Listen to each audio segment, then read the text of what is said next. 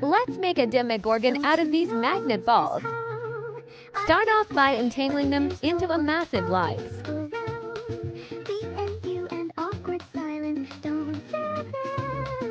Now every 9 balls make a circle and then a triangle.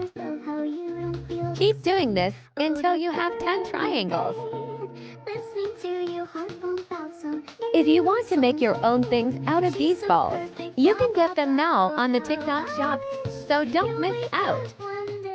If you don't have enough, then get more.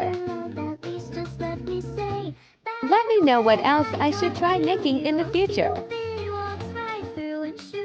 Once you are done using 5 triangles, make a circle.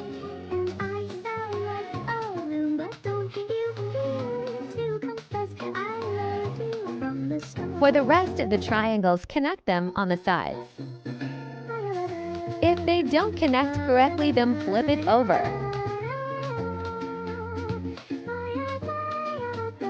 And just like that, you have a demogorgon. Thanks for watching.